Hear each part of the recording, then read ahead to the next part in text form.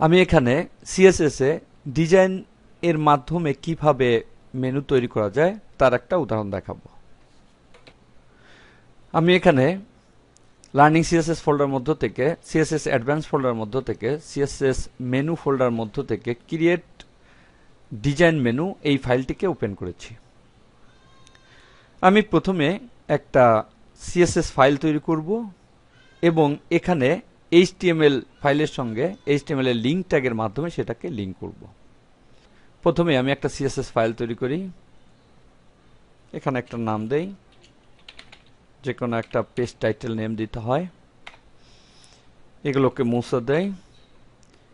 এবার ফাইলটাকে সেভ করি মেনু সিএসএস নামে। ফাইলটাকে সেভ করব আমি যেখানে ফাইলগুলো রেখেছি, অর্থাৎ যেখানে এইচটিএমএল ফাইলটা রয়েছে সেখানে সেভ করব।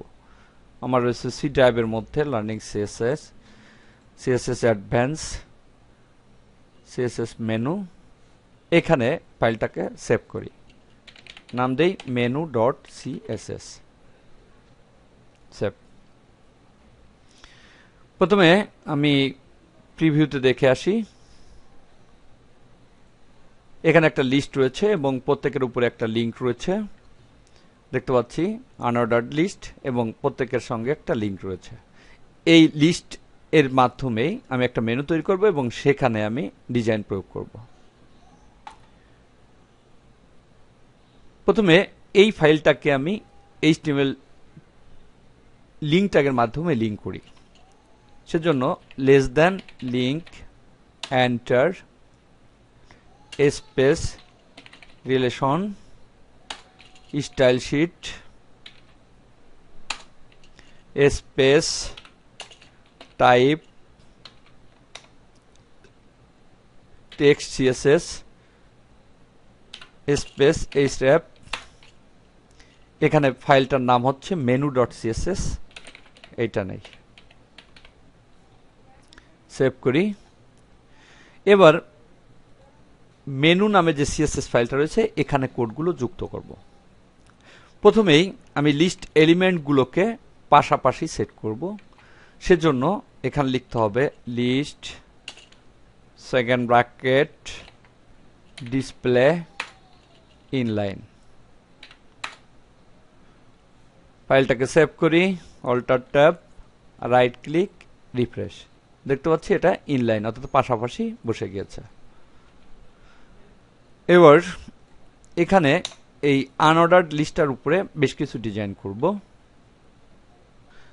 তাই এখানে লিখি UL enter second bracket.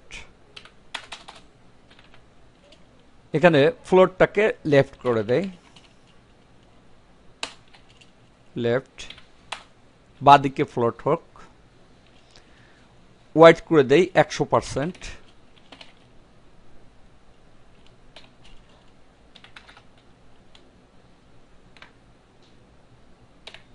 Semicolon, padding করে দেই 0, অর্থাৎ কোনো প্যাডিং থাকবে না।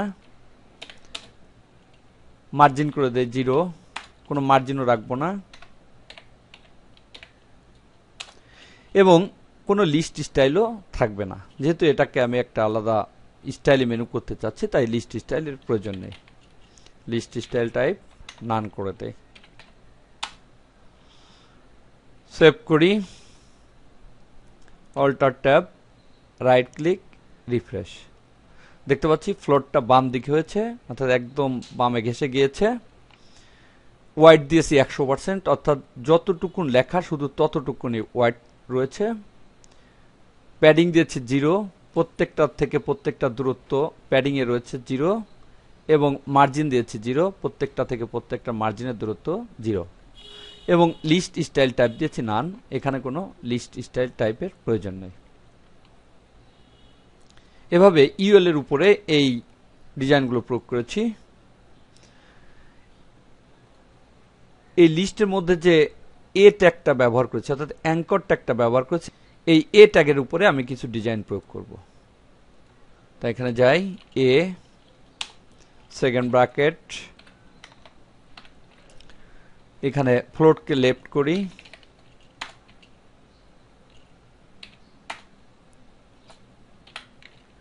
হোয়াইট দেই 7 EM,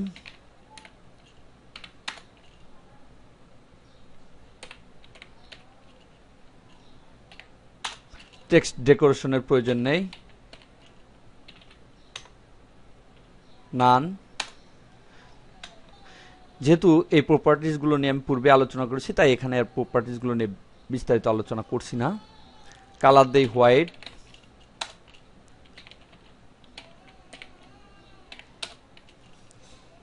ব্যাকগ্রাউন্ড কালার দেই ব্লু,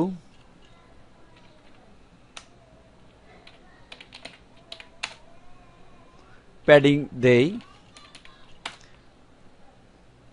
2 ভ্যালু প্যাডিং দিয়ে দেই এখানে 0.2 EM space 0.6 EM। Border right, এখানে রাইট বর্ডারটা দিব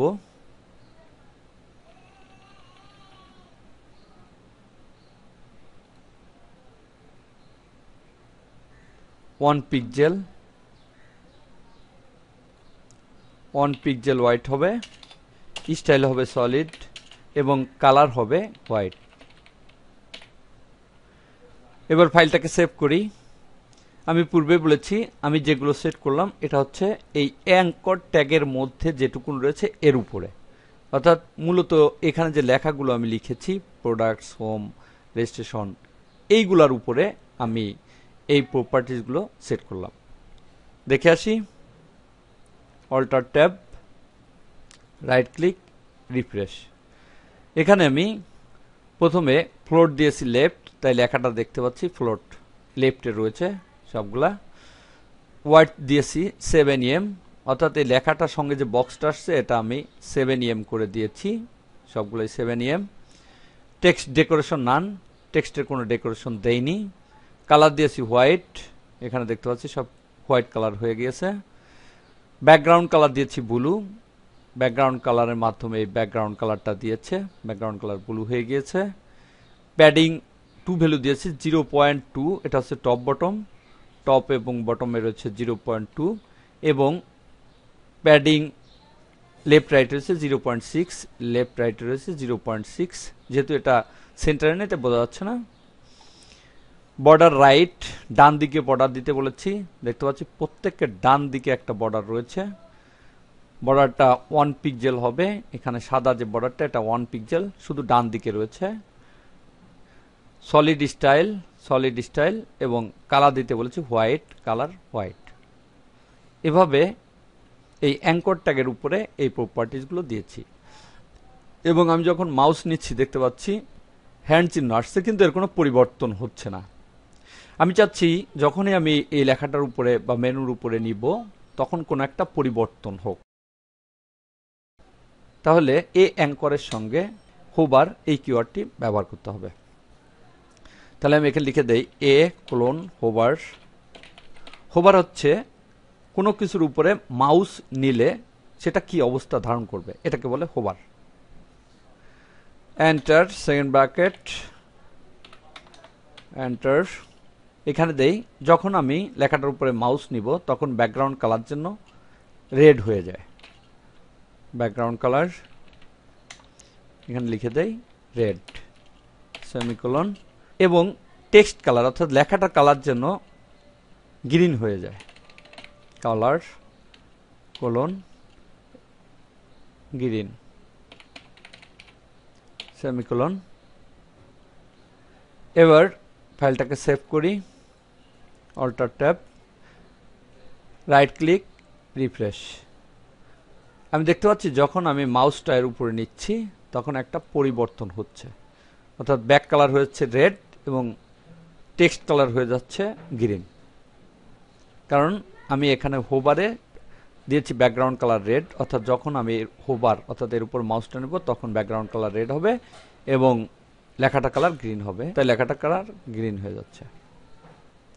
এভাবে ডিজাইনের মাধ্যমে কোনো মেনু তৈরি করতে হয়।